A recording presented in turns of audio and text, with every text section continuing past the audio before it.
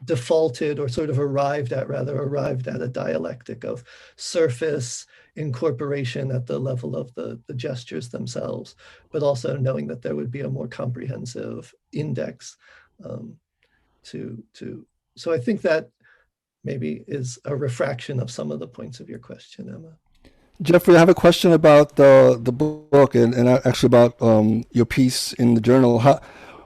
We were talking about audience and how what we write for and so forth. I was wondering if you had thoughts as you were creating the piece of its final manifestation. Did you envision that it needed a fold, that it needed to be very, very horizontal and so forth? Like, what were your aesthetic considerations in connection to all the notation that you talked about, to all the back history of it? You know, how did you envision the final outcome? Yeah, well, as I said in those sort of original notes, that working in that horizontal sort of larger textual field really was one of the preconditions of all the thinking that gets done in the poem. You know, I really had failed a million times at trying to write ghazals before those fold-out poems. I think that they're still sort of ultimately failed as ghazals and think of them as ghazal-esques. The question of audience was, I mean, I've been working on the book for around a decade now, and the question of audience has at times been really inspiring and other times really destroying of me, like thinking that I wasn't smart enough to write the book. And even if I got smart enough to write the book, then there would be no audience for this book. Maybe that's just an idiosyncrasy about me and thinking about publics and audience. I'm not very good at it. I think mostly I'm just trying to, you know, arrive at a kind of hypostasis of an object and an expression inside the realm of form and forces that I experience. You know, I think that, you know, like in terms of composition, Clark Coolidge has this amazing sort of aphorism. He says, "I live in the midst of uncertainty, will, and doubt, which is to say, I live in the midst of composition." And those are sort of much more present as decisive forces for me when I'm working than the question of publics, though I imagine the issue of doubt is actually, the issue of doubt is often an issue of audience and publics. I guess in terms of the final form of the book, I imagine it as a book, but I'm also trying to imagine and have work towards a kind of installation that explodes some of the issues of the book into a kind of both a digital and a in-person, if those realms ever return to us, an in-person place of study and archive of the torture memos and the subsequent reckoning. And part of that thinking has been to sort of think about all the forms of media and that way it might encounter, because I'm sure many of us have a visual memory of the photographs that came out of Abu Ghraib. But I also think that we also have an experience of how fleeting, in a way, those photographs actually prove to be, at least within the polity of the United States, on how little traction and how little shame they brought collectively. That has forced me to rethink the sort of question of media and of memorialization and of the ways in which we might sort of reckon and take account of the war crimes of the Bush administration and other, you know, U.S. imperial forms.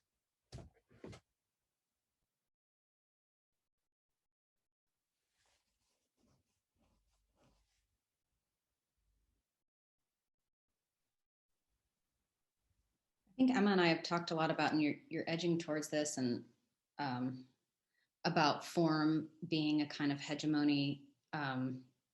Epic certainly is a kind of national form. And so when you talk about writing against the epic, I also think Dan Veer was doing that. I'm wondering, maybe we could bring it back around to this notion of, I guess what I said in the beginning of my introduction, quoting from Gerald Prince, essentially,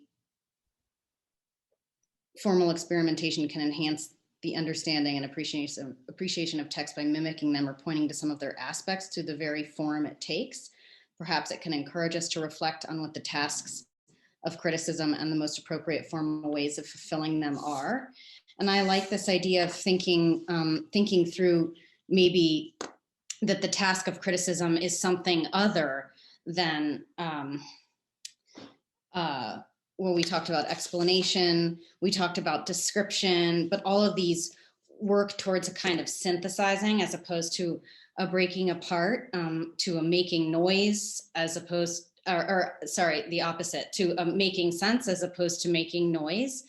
So maybe we could just kind of, because it's 12:56 and I'm sure you all have lots of places to go, but maybe we could bring it back around to this question of what is the task of criticism and what does form have to do with it?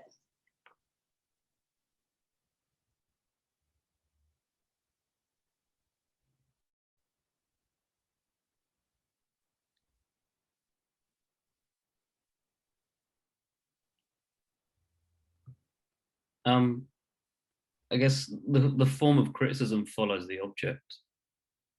So it's determined by whatever it is you're engaging with. And it builds around that. I think of it as a conversation. So you're trying to converse with something. And so you have to try and fit around that while still, I think, retaining some element of explanation. Real quickly, I think form opens the door to perception. So if we can perceive the poem or perceive the piece that we're looking at in another manner, that engages our own form.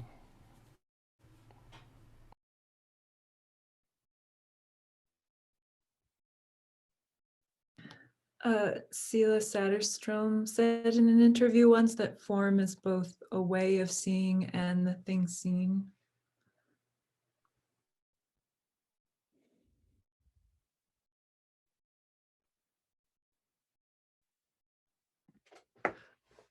I've always felt that one of the real sort of responsibilities or tasks of criticism is a certain type of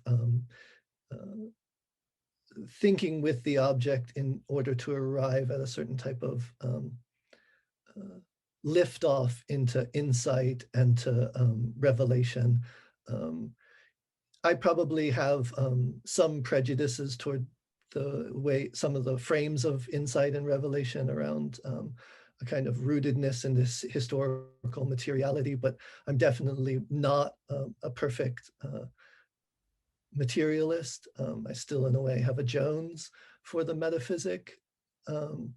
But for me, it's, I remember during my my PhD defense, and one of my committee members who was both an English PhD as well as a classicist, so sort of yelled at me saying that you're always going for the pretentious, the portentous, the important statement.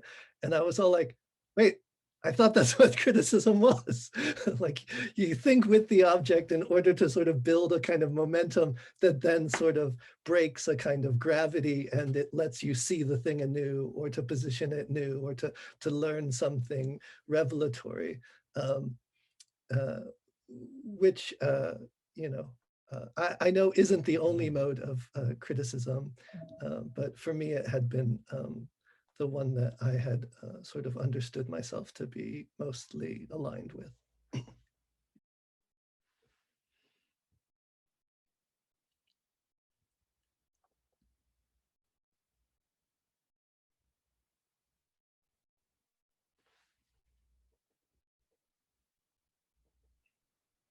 Well, unless there are any closing thoughts, remarks, maybe we'll leave it there.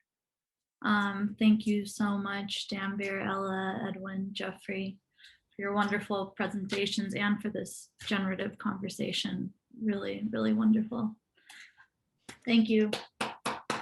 And our final panel is next Thursday, and we'll include all of our co-hosting presses. So I think we'll be talking much more from a publishing perspective, which we're really looking forward to. So hopefully you can all join us. Yep. Oh, Denver says time for a beer. Well, it's 1 o'clock here in Denver, so. Thanks, everyone. Thank you. Thank you. Thank you, everybody.